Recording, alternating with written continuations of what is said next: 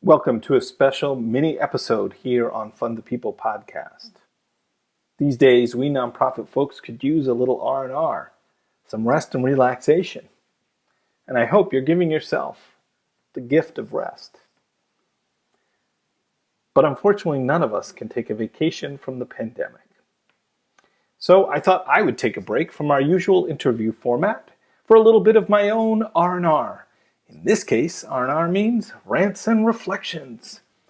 In these Rants and Reflections mini episodes, I'll offer my own take on the politics of philanthropy, nonprofits, and current events.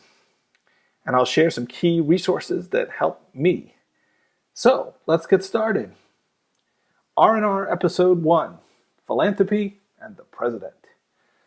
Every American president and White House has a relationship of some sort to philanthropy and the nonprofit sector. It may be policy related, it may be personal, it may be both. It may be during the president's term in office, it may be after, it may be both. So let's take a quick tour of the modern presidency as it relates to philanthropy and nonprofits. Senator Minority Leader Lyndon Johnson proposed the Johnson Amendment to legislation that was signed by President Dwight Eisenhower in 1954. That provision of law protects the integrity and independence of charitable nonprofits and foundations. It shields the 501c3 community against partisan politics so that charities can be a safe haven where individuals of all beliefs can come together to solve problems free from partisan divisions. And that's a particularly important point, the Johnson Amendment. I'll come back to it at the end of this little history tour.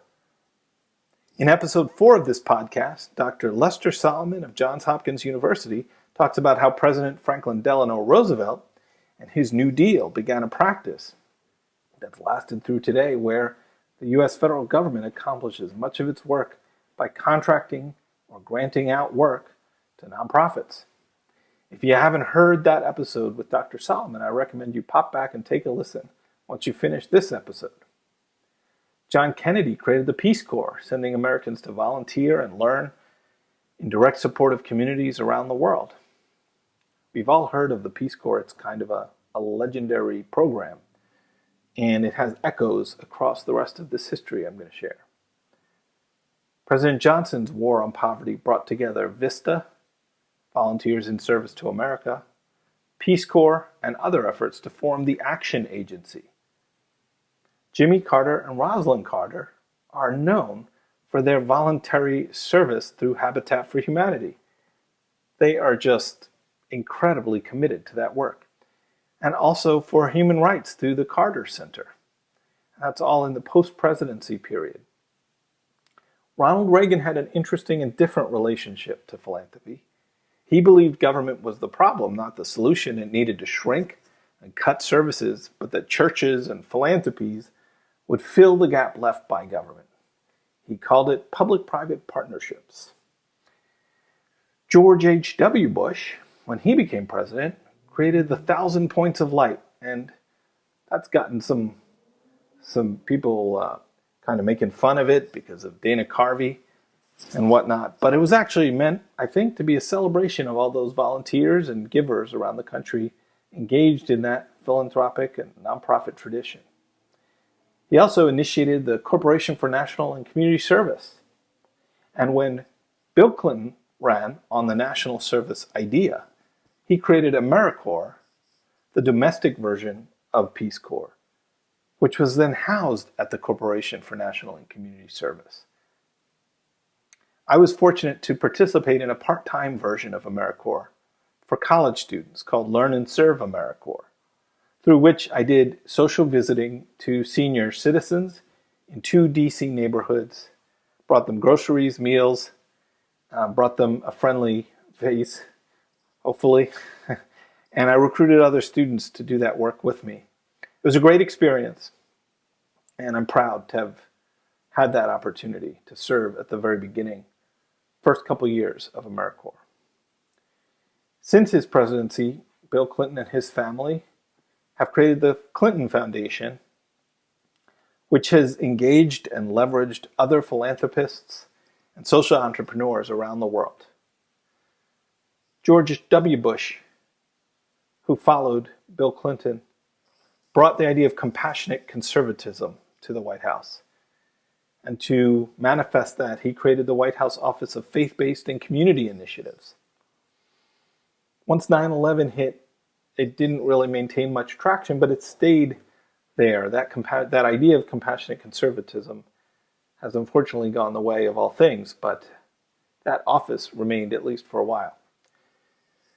Then an interesting twist, former presidents George H.W. Bush and Bill Clinton partnered together in a bipartisan manner to raise funds for hurricane victims in Haiti and in New Orleans after Katrina.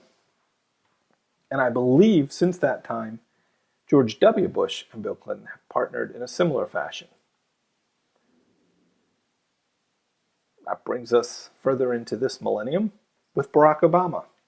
First of all, Michelle Obama started and led Public Allies, the Chicago affiliate, which is itself an AmeriCorps-funded program and a great pipeline into the nonprofit sector for non-college-bound youth, young people of color, and others from the margins of society. President Obama also created the Edward Kennedy Bill to expand AmeriCorps, building on what Bill Clinton had done.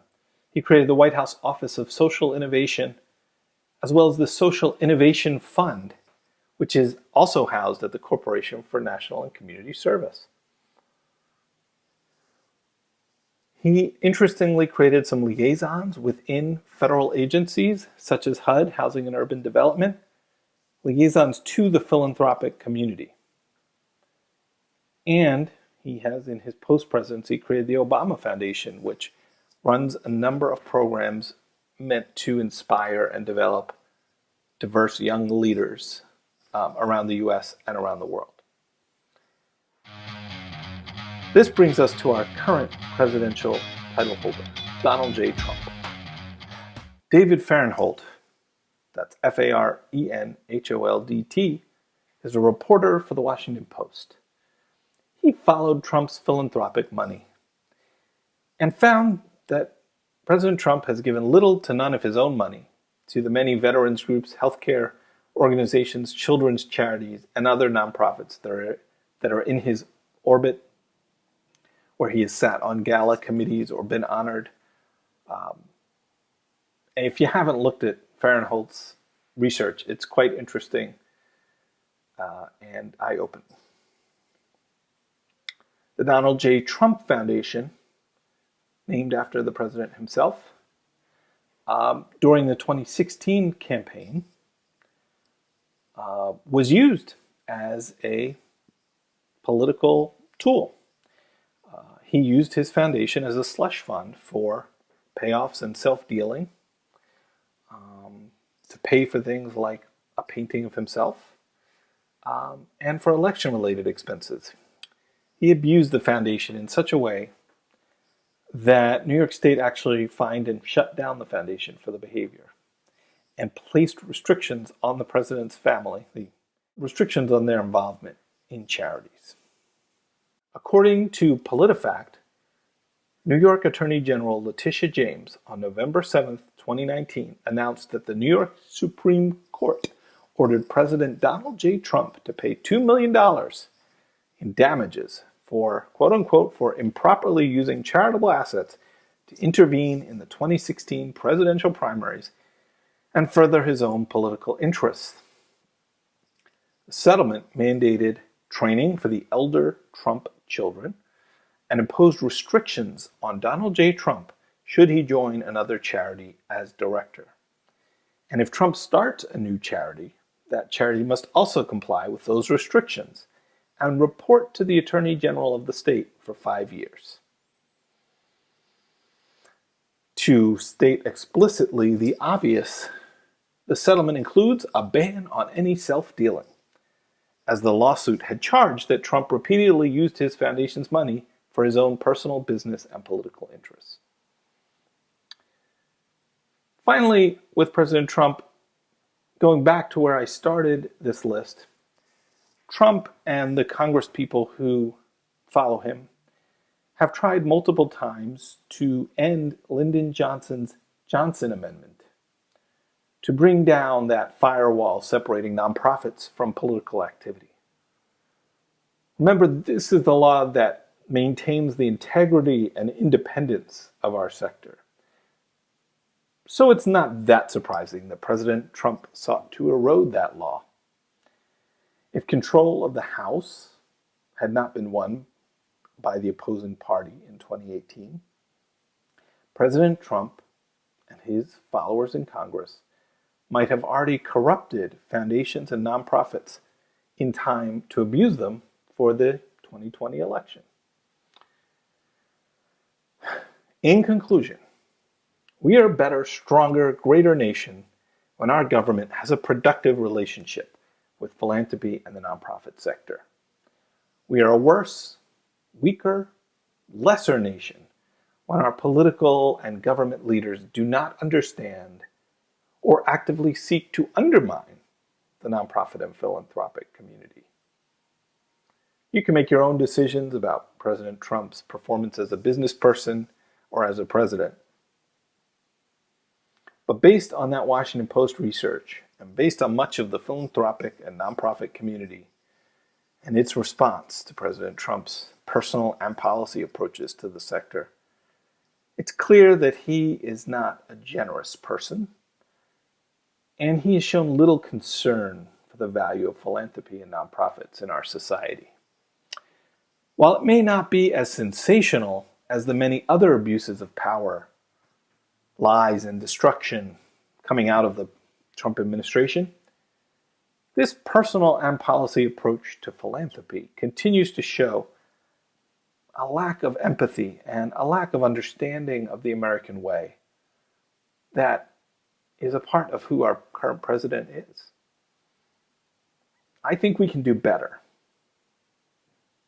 Given how much the nonprofit sector does on behalf of government, and given that our nonprofit workforce is the third largest private workforce in our private economy, we need our presidents, our representatives, our governors, our city council members to understand philanthropy and the nonprofit sector, and to understand the proper relationship between government and the nonprofit sector. Unfortunately, the onus is on us to educate policymakers, media, and the public. Toward that end, and as we approach the presidential election, we're actually in it now, people are voting, I'm pleased to share just a few timely resources. Nonprofit Vote, nonprofitvote.org. Nonprofit Vote partners with America's nonprofits to help the people they serve participate and vote. They're a great resource on nonpartisan resources to help nonprofits integrate voter engagement into their ongoing activities and services. So visit nonprofitvote.org. They also have a campaign about giving nonprofit workers the day off on Election Day to go vote. Here's another useful resource, the National Council of Nonprofits. They are a proven advocate for America's charitable nonprofits. They connect the policy dots across all levels and branches of government, keeping nonprofits informed and empowered to create a positive policy environment that best supports nonprofits in advancing their missions. If you're part of a state association of nonprofits, that association is likely part of the National Council, but you can also join directly. And they have great resources on their website about the role of the sector in society and how to tell that story to your policymakers. So visit councilofnonprofits.org.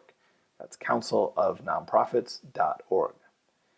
And that, my friends, is my rant and reflection for this week. Hope you enjoyed it. Thanks for listening.